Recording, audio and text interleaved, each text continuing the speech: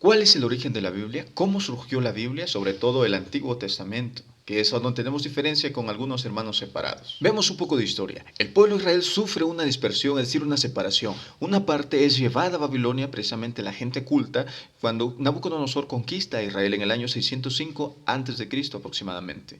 Otra parte se queda en Israel y una más emigra a Egipto. Cuando el rey Ciro, rey de Persia, conquista Babilonia, lo que hace es dar libertad a los israelitas para que regresen a sus lugares de origen. Algunos israelitas regresan precisamente a Palestina y algunos otros se van a Egipto a poblar una ciudad específica que se llama Alejandría, una ciudad fundada por Alejandro Magno en el año 322 a.C. aproximadamente, en la cual va a contener una biblioteca muy importante para esos tiempos. En el siglo III a.C., la lengua que predominaba era el griego debido al proceso de helenización. Por lo tanto, en la Biblioteca de Alejandría, la mayoría de los escritos estaban en griego.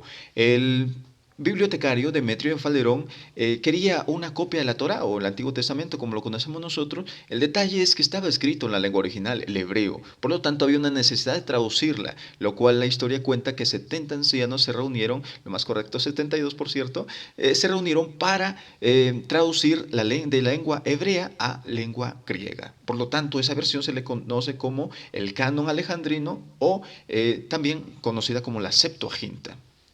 En consecuencia, tenemos dos versiones del Antiguo Testamento o la Torá. El primero, el canon palestino, que contenía 39 libros escritos en lengua original, en lengua hebrea. Por otra parte, el canon alejandrino, que contenía 46 libros y estos ya escritos en lengua griega. Ahora, ¿de dónde surgieron estos otros 7 libros? Bien, recordemos que los judíos, o varios judíos, ya eran de habla griega. Por lo tanto, la revelación para ellos, o los libros escritos en griego, también eran parte de la revelación de Dios. Por lo tanto, ellos los consideraban como palabra de Dios estos 46 libros. En tiempos de Jesús había dos versiones, por lo tanto, y las dos versiones eran respetadas como palabra de Dios. Los cristianos, por su parte, utilizaban el canon alejandrino, es decir, los 46 libros, debido a que en sus escritos en el Nuevo Testamento hay citas de libros deuterocanónicos del Antiguo Testamento.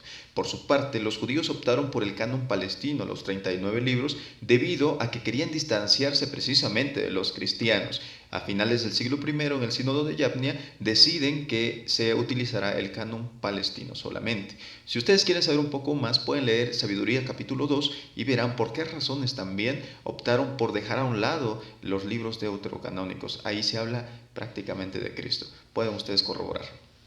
Es curioso que en el siglo XV Lutero opta por el canon palestino, despreciando el canon primitivo de los cristianos, que era el canon alejandrino, lo cual los protestantes precisamente toman los 39 libros solamente del Antiguo Testamento. En cuanto a la formación del Nuevo Testamento, como sabemos, había diferentes escritos, es decir, no solamente eran 27 como los tenemos actualmente. Hubo una iglesia y esa iglesia, por supuesto, la Iglesia Católica se encarga de reunir estos 27 libros o decretar cuáles eran los libros canónicos, es decir, los libros inspirados por Dios, y esto lo decreta en dos concilios, en el concilio de Hipona en el año 393 y en el concilio de Cartago en el año 397. Fueron decretados precisamente por la Iglesia Católica. Es importante mencionar también la gran aportación de San Jerónimo, el cual traduce la Biblia de lenguas originales, el hebreo, el arameo y el griego, al latín, un lenguaje más común, en el año 383 aproximadamente. Este es un gran aporte para la Iglesia. Durante muchos años también los monjes católicos eran los encargados de copiar a mano los escritos de la Biblia para que alguien pudiera tener un ejemplar de esto. Y por supuesto llevaba años en copiar una Biblia, sino hasta el siglo XV con el primer libro impreso, la Biblia Vulgata, que se conoce como la Biblia de Gutenberg también. Se preguntarán, ¿qué pasa con las demás Biblias? Es decir, las Biblias protestantes, llámese Dios habla hoy, Reina Valera, Traducción Nuevo Mundo de las Santas Escrituras, etcétera, etcétera. Todas estas Biblias fueron traducidas no de lenguas originales, sino fueron traducidas de la Biblia Vulgata, es decir, la Biblia que tradujo San Jerónimo al latín. Entonces, por lo tanto, todas están basadas de esta Biblia para traducirlas a ellas. Claro, quitándole los libros deuterocanónicos, sobre todo del Antiguo Testamento. Debido a estudios recientes se comprueba que hay Biblias mejores traducidas precisamente, incluso más que la Vulgata, ¿verdad? Como es la Biblia de Jerusalén, que muchos protestantes también, por cierto, respetan bastante, y también la Nácar Colunga, entre otras.